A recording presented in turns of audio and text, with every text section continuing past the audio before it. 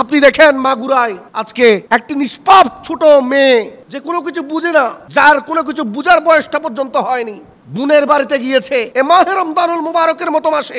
আমার দেখে কান্না চলে এসেছে।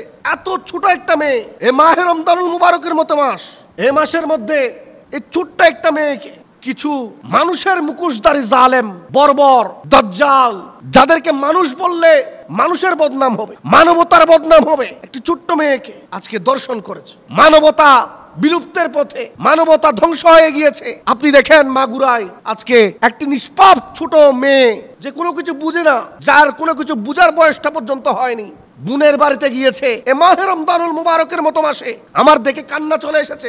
এত ছোট একটা মেয়ে, এ মাহে রমজানুল মুবারকের মতো মাস, এ মাসের মধ্যে এই ছোট্ট একটা মেয়েকে কিছু মানুষের মুখোশধারী জালেম, বর্বর, দাজ্জাল, যাদেরকে মানুষ বললে মানুষের বদনাম হবে, মানবতার বদনাম হবে, একটি ছোট্ট মেয়েকে আজকে দর্শন করেছে। দেখলাম মেয়েটি হসপিটালের মধ্যে ভয়াবহ একটি পরিস্থিতির মাধ্যমে কাটিয়েছে, এক পর্যায়ে এসে দুনিয়া থেকে চলে গিয়েছে। কি মর্মান্তিক দৃশ্য! আমাদের মানবতা, মনুষ্যত্ব, আল্লাহর প্রতি ভয়, আল্লাহর প্রতি তাকওয়া কোথায় গিয়ে পৌঁছেছে? যে মানুষকে আল্লাহ আশরাফুল মখলুকাত বলেছেন, সৃষ্টির সেরা জীব বলেছেন, আজকে আমরা সেই সৃষ্টির সেরা জীব হয়ে এ ধরনের নির্লজ্জ, ঘৃণিত কাজ করছি। কোথায় আমাদের আদর্শ? কোথায় আমাদের সেই মানবতা?